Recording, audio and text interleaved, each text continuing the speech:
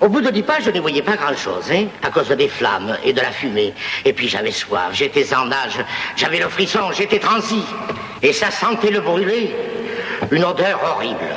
Comme quand le maréchal Ferrand, il brûle les sabots d'une vieille bourrique. Et je respirais bien difficilement. Et j'entendais une clameur déchirante, des gémissements, des cris d'assassinés, des hurlements de fous furieux. Mais mes yeux quand même commençaient à s'habituer, là. Tout d'un coup, tac, on me pique la fesse. Je me tourne et je vois un démon cornu, assez jeune. Mais il avait l'air mauvais.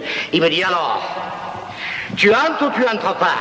J'ai dit, oh, moi j'entre, mais j'entre pas pour de bon. Mais, oh, non, je suis une amie du bon Dieu. Mais il me dit, si tu es une amie du bon Dieu, qu'est-ce que tu viens foutre ici?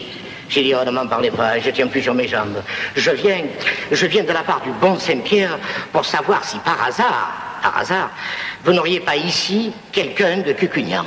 Alors à ce moment-là, j'entends derrière moi un rire effroyable. Je me tourne, c'était un autre démon, encore plus grand que l'autre. Il me dit avec une voix effroyable, feu de Dieu, à quoi ça te sert de faire la bête? Tu sais très bien que tout cucugnant est ici. Ah, j'ai dit, moi j'en savais rien.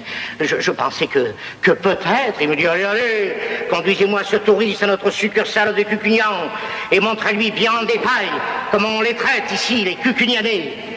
Oh, mes amis, un qui me tire, un qui me pousse, et me voilà dans cette paroisse infernale qui ressemblait à une immense cuisine. Par terre, une braise éternelle. Au plafond, des nuages noirs comme de la suie. Et de chaque côté, des flammes terribles. Mais pas des flammes claires comme celles de nos bois d'olivier. Non. Des grosses flammes rouges, là, avec une languette noire au bout. Et sur ces flammes noires, 2 grandes rangées de chaudrons de cuivre.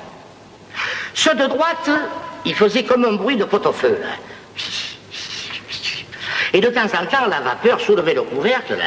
Et en retombant, ça faisait comme un bruit de cloche fêlée. Oh, mes amis, c'était un drôle d'angélus. Ceux de gauche, ils faisaient comme un bruit de friture, là. Et mon guide, là, le diabolique Eric Canet, il m'a expliqué que quand ces malheureux commençaient à s'habituer à bouillir, vite pour les ravigoter, on les passait à la friture. Et qui j'ai vu, là, au bout de la grande fourchette qui faisait le saut d'un chaudron à l'autre? J'ai vu cette coquine de Catherine qui ne voulait pas coucher à la maison de ses parents. Elle préférait dormir dans la grange. Dites-moi un peu, Clarius, Elzéar, Barbarin, Dominique, est-ce qu'il faisait plus frais dans cette grange-là, hein? Ah, mes amis, j'aurais voulu que vous la voyiez comme je l'ai vue. Toute rougeâtre. On aurait dit une grenouille trop cuite. Elle m'a reconnu. Je crois même qu'elle a voulu me parler, mais trop tard. Chut, à la friture.